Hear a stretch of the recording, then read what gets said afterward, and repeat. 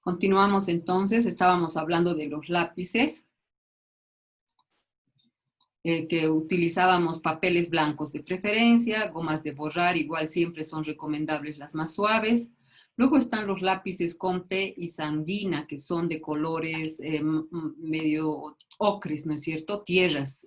El papel, el lápiz sepia, por ejemplo, Comte, que se conoce, es más oscuro y viene de un café oscuro a un café un poquito más claro.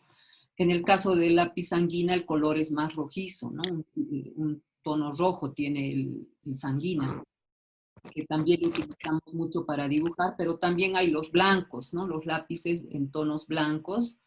Esto es el lápiz pastel blanco, que sirve para sacar las luces en los dibujos, que también se puede combinar como pastel, ¿no?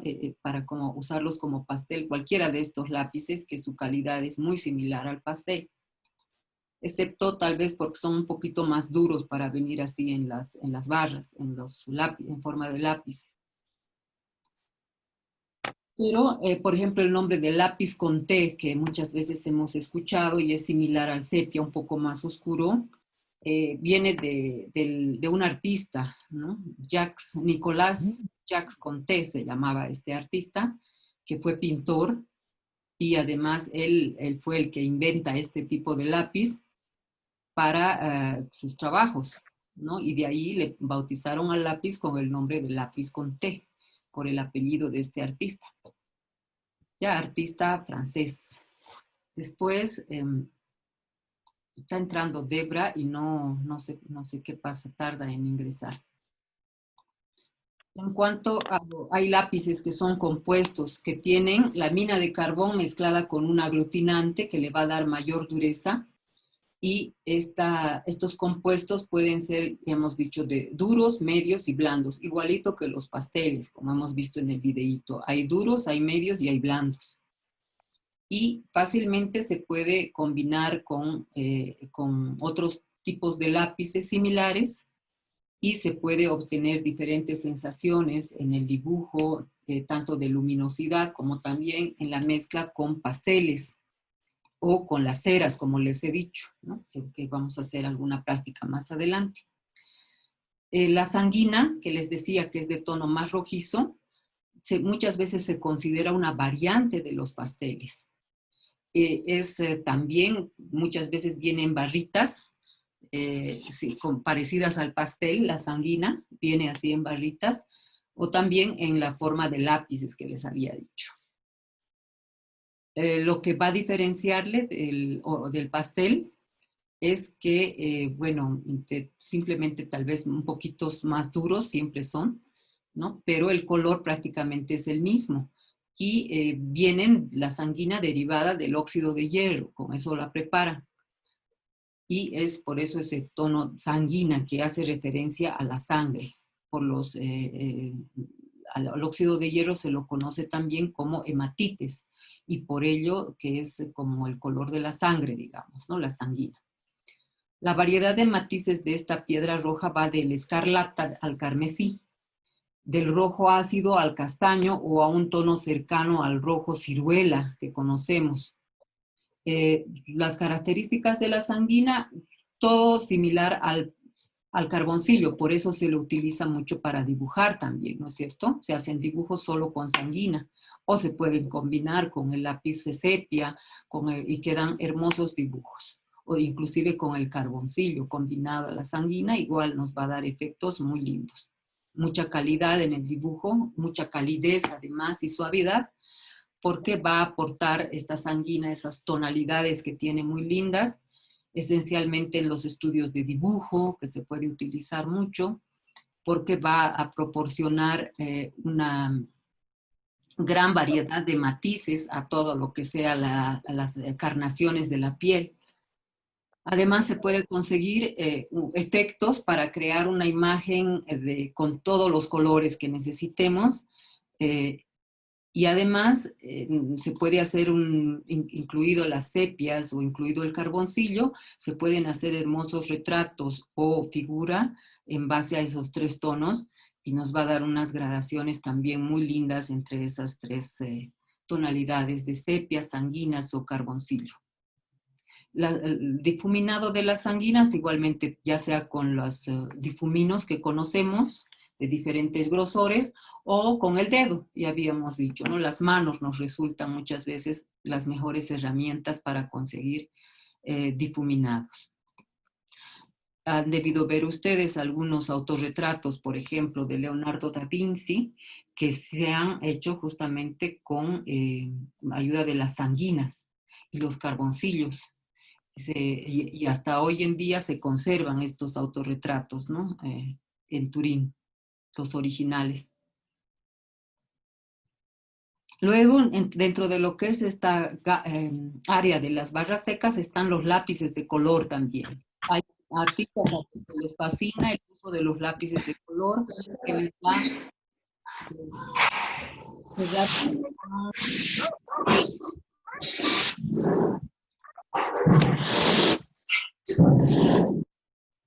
ya. Los lápices de colores nos da para hacer especialmente bocetos, puede ser, o trabajos bien acabados, para hacer cartillas, para hacer trabajos un poco más rápidos.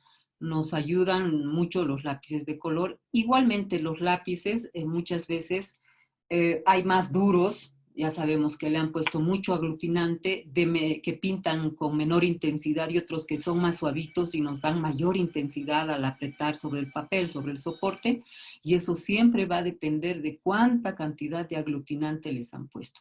Recuerden que el material de arte, mientras menos aglutinante tiene, en el caso de las barras secas, es de mayor calidad.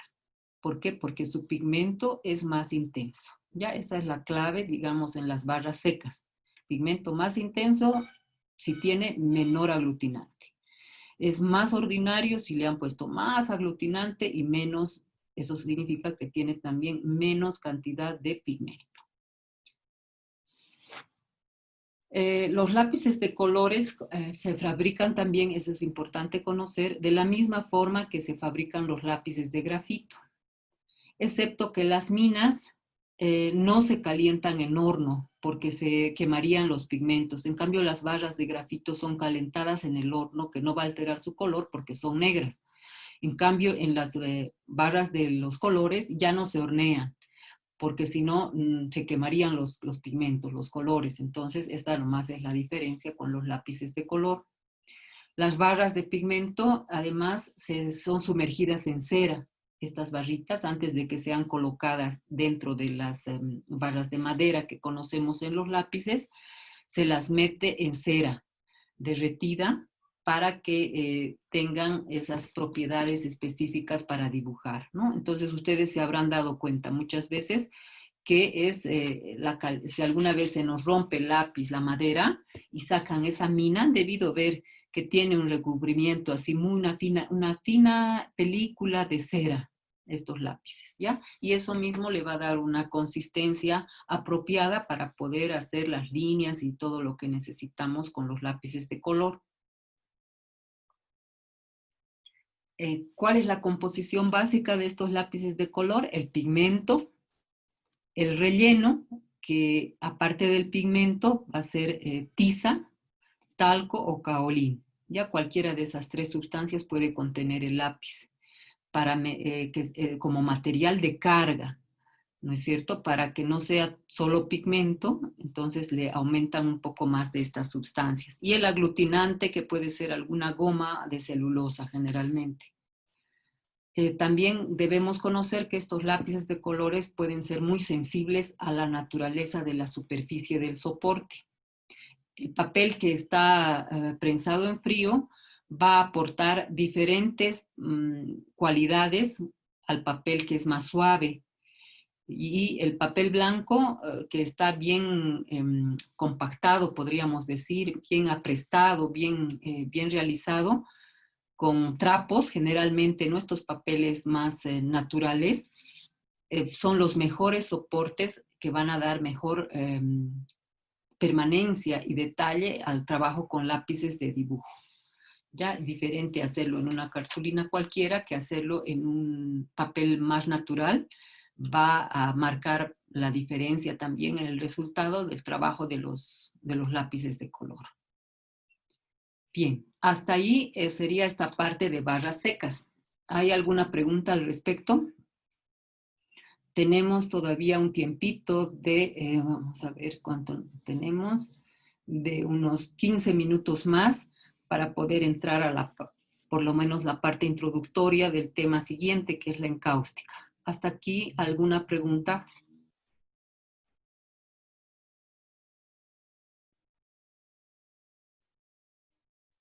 De todas formas, en cuanto se termina la clase, vamos a habilitar, ya les había dicho la otra clase para los que no estaban, el tiempo que tenemos hasta nuestro horario normal, por ejemplo, hasta el mediodía casi, tendría que ser si son clases presenciales, con toda confianza, si tienen que preguntarme algo, alguna consulta, lo que tengan que decir, pueden hacerlo en todo ese horario que yo estoy alerta y atenta. Y también yo voy a ocupar mi trabajo en cuanto se corte la clase de ahora en empezar a revisar todos los trabajos de los que ya se han enviado, aparte de los 4 que ya revisé anoche, en los trabajos hasta poniendo inclusive hasta el mediodía la evaluación de los trabajos que ya han presentado. ¿Ya? Por ese lado, ese sería mi trabajo. Y además de poner algún material más de esto, de lo que vamos a ver ahora, uno, les voy a poner la tarea que les he dicho, vamos a preparar nuestros pasteles, el plazo que tienen es 2 semanas, entre que salgan a conseguir sus pigmentos, los que no tienen, que prácticamente es lo único que necesitamos, los pigmentos, agua tenemos en la casa, se pueden comprar esas jeringuitas si quieren hacer con forma un poquito más definida, de 5 ml, que cuesta un pesito y eso, ¿no? Menos tal vez. Varias se pueden comprar para sus diferentes colores. Y eso, lo demás es cosas de la casa, pedazos de cartón, un azulejo, un pedazo de vidrio. ¿Qué más hemos dicho? Y los trocitos de madera que han visto que es para irle dando forma también sobre la misma tabla a la pastita del pastel. Eso es muy sencillo. Entonces, de aquí a 2 semanas yo tendré que ver cómo han trabajado. No se olviden de ir sacando fotos al proceso del trabajo que ustedes hagan y arman así todo un trabajito bien bonito con el resultado final que será su cajita de pasteles. Para lo de la esponja que hemos visto, les había dicho la anterior vez, yo aquí tengo una caja de pasteles bien antigua. Cualquier esponjita que ustedes se compren, esta es una esponja normal, delgada, ¿no? Será pues de 1 centímetro máximo de alto, miren, 1 centímetro. Y ustedes ya pueden ir ahuecando estas partes para ir colocando sus pasteles y que estén protegidos. En estas tiendas donde venden Drupan, cosas de Drupan para pintar artesanía, ahí hay cajitas planas, etcétera, que ustedes pueden conseguirse o hacerse, o habilitar una cajita de cartón también que tengan, de algún regalo o algo. Ahí le ponen su esponjita, le ahuecan y ahí van poniendo sus pasteles ya secos. Entonces, cada uno yo creo que tiene la creatividad para ir haciendo sus cajitas. La idea es que fabriquen ustedes su pastel y van a ver que ese material les va a durar una eternidad. ¿Ya? Esa práctica también va a tener su correspondiente nota y se queda como práctica de esta clase. Bien, si no hay preguntas, nos vamos a ir con la otra parte que es la encáustica, por favor, que es un tema bien bonito. El anterior semestre habíamos trabajado con esto en, no sé, de este grupo, ¿a quién le tocó investigar sobre las ceras? Roxana, ¿está? No ha vuelto Roxana. ¿A quién le tocó trabajar en este grupo que están con ceras? ¿A nadie? A Roxana le tocó. ¿De aquí a nadie más? Nadie más creo ha hecho ceras, ¿no? Ya. Bueno, entonces con mayor razón van a ver que es también una práctica bien linda. La anterior clase les había dicho que ustedes traten de conseguirse se consigan ¿qué les decía? La cera de abejas virgen, que venden en las tiendas de donde hay miel. Yo donde compraba es en Apisbol, en las tiendas donde hay Apisbol, una hay en San Pedro, otra hay en Sopocachi. Ahí venden estas barras, placas, son láminas de cera de abejas virgen, ¿ya? Y esto suele ser muy útil.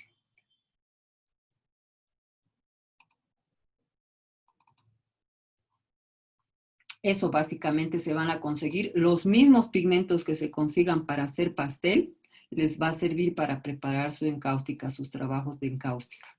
Y van a ver que los vamos a poder conservar, inclusive la cera, si una vez preparada, se seca, obviamente, ¿no? Como una vela, pero si los echamos en moldecitos, que pueden también ustedes ver de frasquitos pequeños, o crearse con papel, este papel de aluminio, hacerse una especie de moldecitos para sus diferentes colores, ustedes van a poder eso desmoldar y guardar o envolverlos en el mismo papel y guardarlo y ya tienen ahí sus materiales de encáustica para largo, ¿no?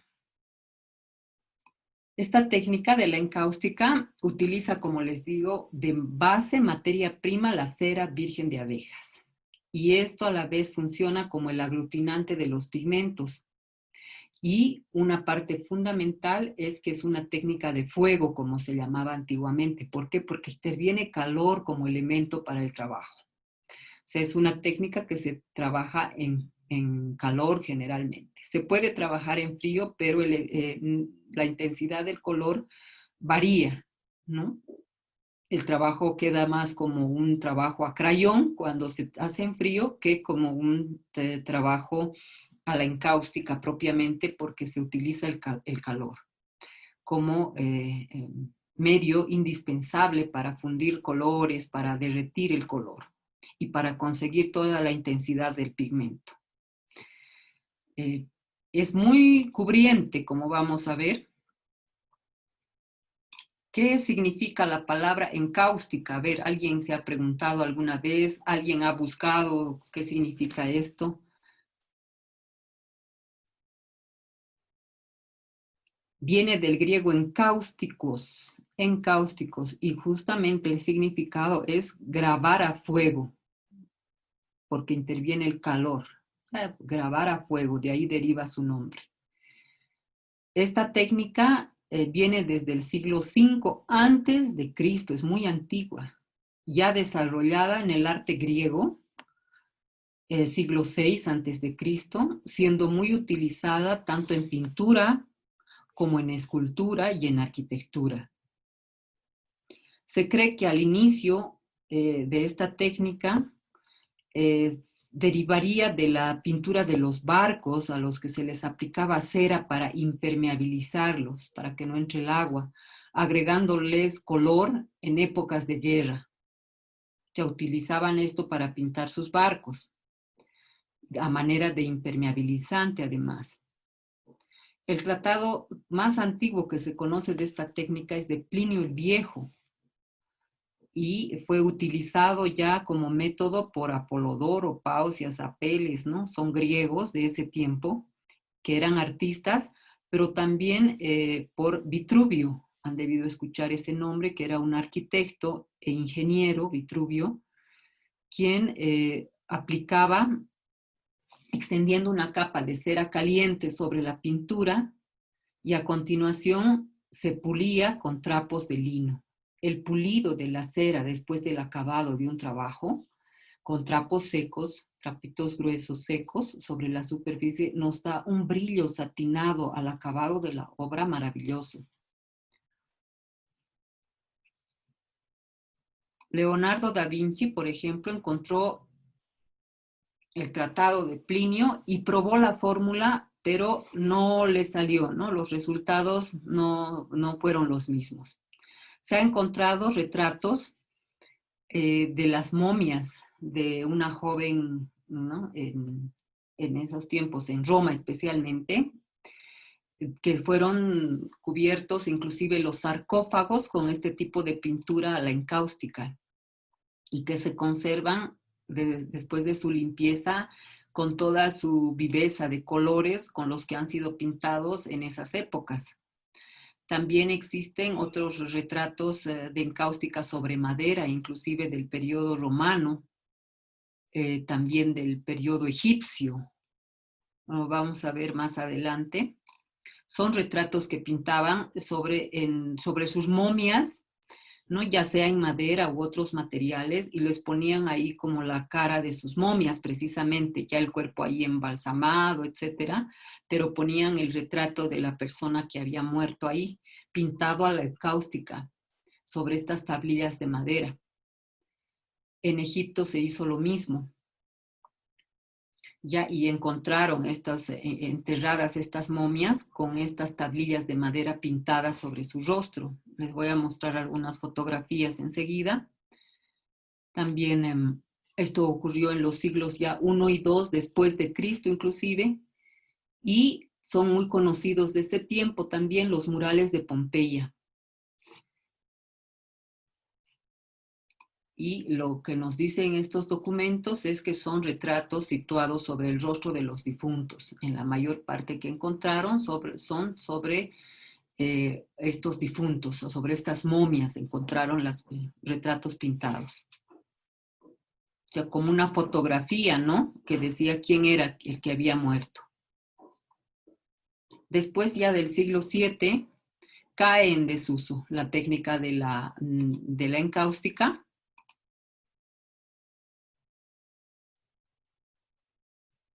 Acaba de entrar Roxana.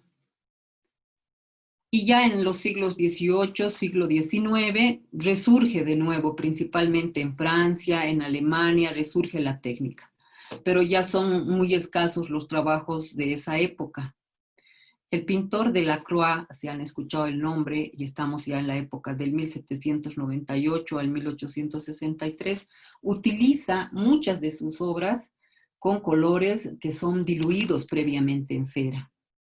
También hay otros artistas como Vicente Requeno en España, que investiga el método clásico de la encáustica y rechaza nuevos métodos que se habían ido creando.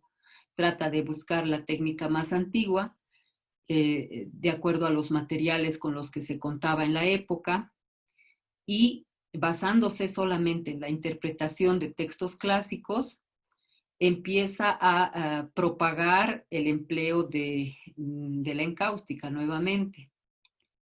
Esto va despertando el interés en artistas de su tiempo, porque era un artista que casi nadie, diré, una técnica que casi nadie la utilizaba, una técnica desconocida, por lo tanto, en artistas quienes se motivan para investigar un poquito y experimentar, que eso es muy positivo en un artista, entonces llegan a utilizarla de modo general, como que vuelve a despertarse, ¿no?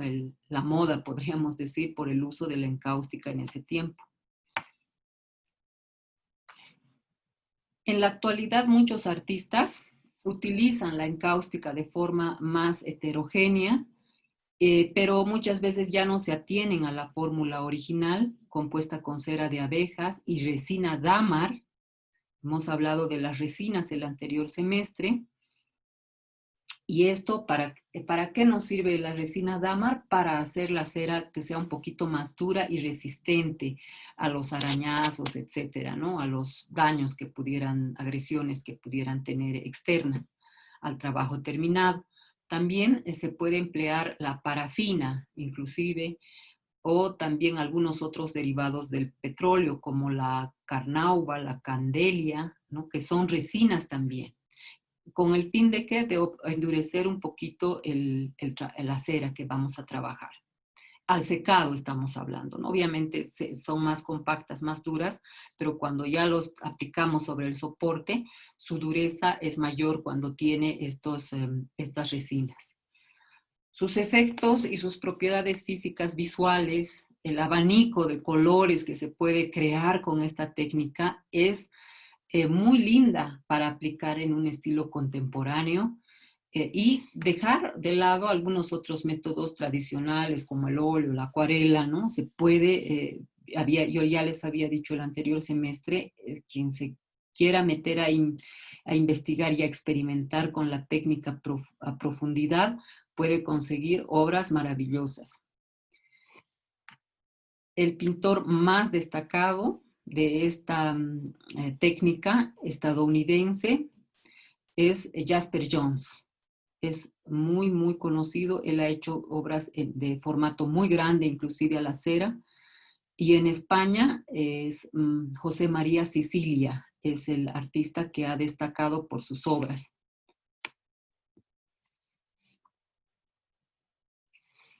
Bien, hasta aquí esta partecita de historia. Hay muchos artistas, autores, eso que luego vamos a irlos viendo a detalle. Yo quiero mostrarles algunas obras de estos que he mencionado, pero también quiero hablarles de prepara la fórmula.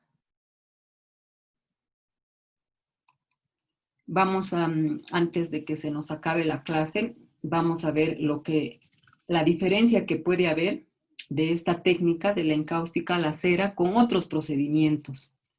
La diferencia es que al fundirse estos materiales, como es cera y se trabaja con calor, cuando las diversas capas se van sobreponiendo una sobre otra, ya sea cuando están frías o calientes, el resultado final es una única capa de pintura, por consecuencia del proceso de fusión. Su preparación es muy sencilla, como ustedes van a ver, pero ¿qué nos va a proporcionar la cera en el acabado del trabajo? Nos va a proporcionar que su textura sea muy cubriente, que seca rápidamente, que se puede raspar para modelar el relieve, ¿no? Eso me da efectos de raspado que yo puedo trabajar después de brillo satinado, como les he dicho, que se puede mezclar además, ¿no? También cuando está así líquido, en estado disuelto con calor, se puede mezclar con cualquier pigmento además. Los colores, ¿no? Si yo quiero hacerlo más oscuro, más claro, etcétera, ahí puedo mezclar. Los colores son brillantes y no pierden su intensidad, más bien con la cera resaltas el brillo y su luminosidad. Puede también tener mucha transparencia dependiendo de los efectos que yo quiera darle y de la cantidad que aplique sobre el soporte. Su durabilidad es excelente, como han visto, siglos de siglos han durado, desde lo que se tiene la data de esta encáustica en estas obras realizadas que habíamos hablado antes de Cristo. Entonces es muy estable, resiste perfectamente al envejecimiento, no amarillea, no cambian los colores, principalmente si los productos que se han utilizado son de buena calidad. Además son resistentes al agua, ¿no? Sirve como capa impermeabilizante, la misma cera, y a cualquier otro fenómeno atmosférico.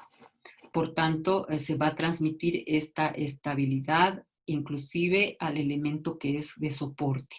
Va a impedir que la humedad lo arruine, ¿no? O la luz solar, lo que sea, ¿no?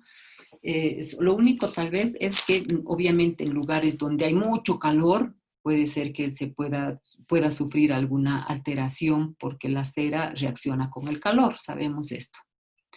No presenta grietas, no se agrieta este tipo de pintura, no se arruga y no hay desprendimientos ni ninguna otra afección externa, ¿no? Que pueda debilitar la capa pictórica que hemos puesto. Entonces, esas serían algunas de sus ventajas. Yo les voy a mostrar algunas imágenes, por lo cual vamos a quedar en nuestra parte de avance teórico hasta ahí, antes de que se nos acabe este tiempo también. Nos quedan 7 minutos justo para poder ver algunas imágenes. Ya tenía aquí listo mi archivo de imágenes. A ver, no es este es el video que se ha guardado. Aquí les voy a compartir este.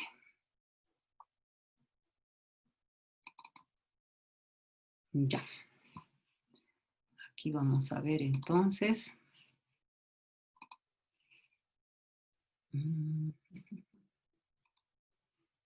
Compartir pantalla. Aquí está.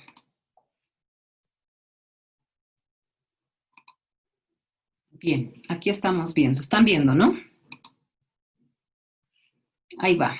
Como les decía, viene del griego encáusticos, que significa pintura al fuego. Ahí vemos lo que les decía. Estos retratos sobre las momias que se han encontrado, estaban estos retratos. Vean la calidad del trabajo, ¿no? Muy bien trabajado. Tal vez aquí vemos algunas líneas que son de la madera, ¿no? La madera que se ha dividido un poquito, eh, ¿cómo se dice?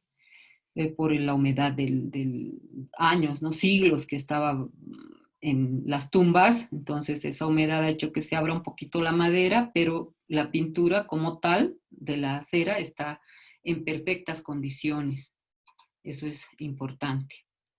Ya hemos dicho, es su permanencia, su inalterabilidad, no reactiva, buenas propiedades a la luz, efectos diversos. Aquí están las tumbas que les estaba diciendo, ahí vemos las momias, miren, con el retrato encima, pintado. Tablillas de madera, generalmente pintadas, ahí vemos. Uno de procedencia de Egipto, ¿no? De Roma también. Miren los colores, ¿no? Fíjense en este detalle, vean los colores de la piel, todas las degradaciones, los brillos incluso que ponían, miren la calidad del color muy bien conservado. Nos da perfectamente para hacer el modelado de un rostro de manera muy real inclusive, y de un acabado muy fino. Ahí vemos, ¿no? Todas estas son encontradas en esas tumbas.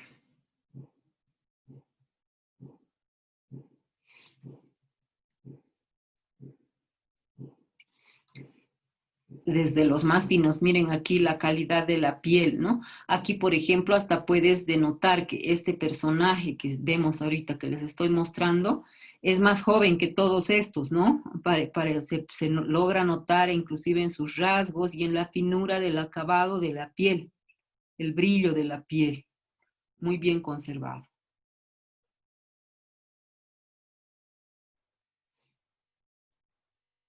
Ahí vemos más trabajos, todos a la encáustica.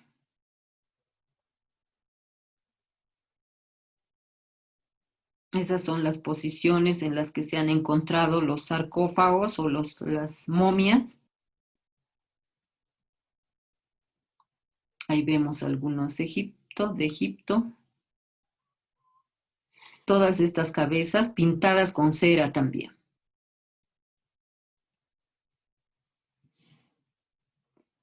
Ahí están las momias con sus cabezas, ¿no? Parecieran reales porque ahí están las pinturas de sus retratos. ¿Ve?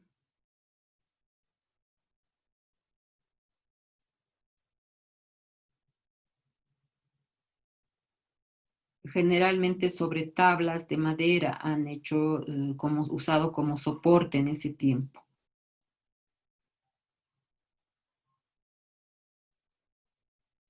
Ahí en blanco y negro un retrato.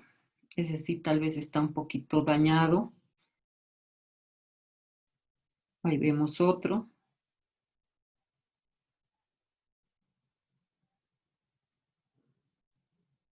Ese parece pintado ayer, ¿no? Por la riqueza de sus colores y también la buena conservación. Ahí vemos. Y ese ya en un marco, ¿no? En una especie de bastidor trabajado con marco, con todo.